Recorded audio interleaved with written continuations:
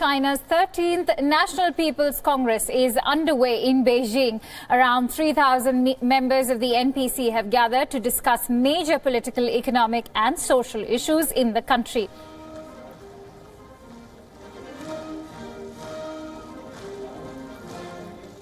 Revising China's constitution is a major task for the session this year. The highlight would be scrapping presidential term limits that would pave the way for President Xi to continue in power, possibly for an indefinite period. China has also set a growth target of around 6.5%, which is equivalent to last year. It also lowered the fiscal deficit target to 2.6% of GDP compared to 3% in the past 2 years. The defense budget too has been hiked to 8.1% after spending slowed in the previous 2 years. 中国共产党的党章对党的中央委员会总书记、党的中央军事委员会主席、宪法对中华人民共和国中央军事委员会主席都没有做出连续任职不得超过2届的规定。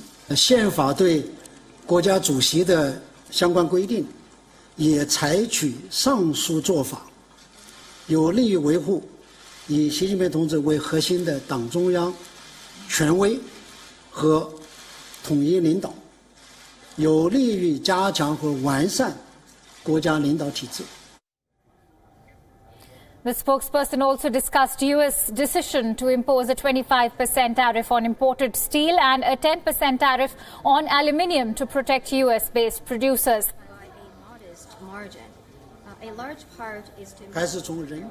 He said that China does not want a trade war with the United States and will take measures to safeguard its interests.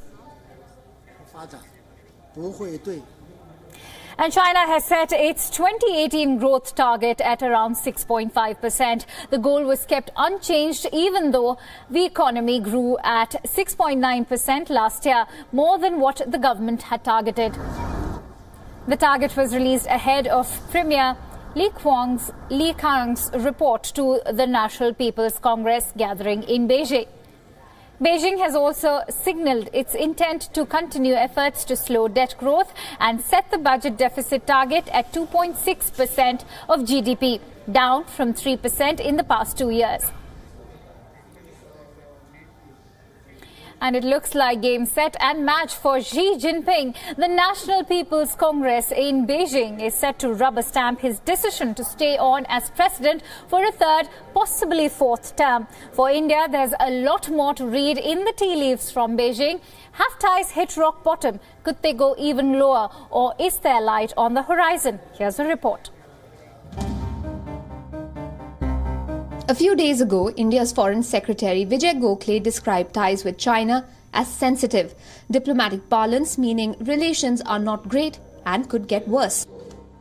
It has been so since the Doklam standoff last August, and some of it was visible in China's tough language over the Maldives when it warned against outside intervention.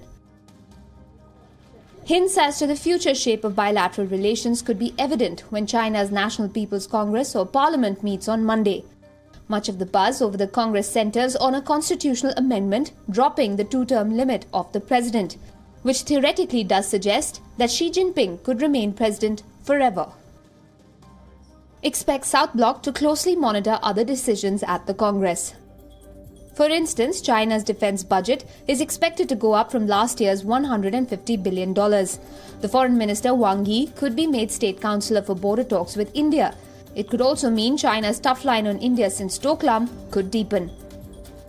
Internationally, there's growing unease over China. The activities of the China government-funded Confucius Institutes in the United States, for instance, or Beijing's attempts to influence the ethnic Chinese community in Australia. Some of the language at the opening session of the consultative conference reflected that.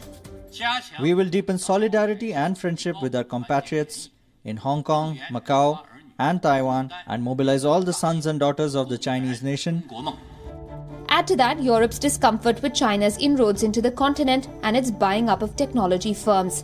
Then there's China's continued militarization of islands and shoals in the South China Sea. The National People's Congress will likely reflect which direction Xi Jinping could take, one that builds on the unease or seeks to lessen it. Bureau Report, WION.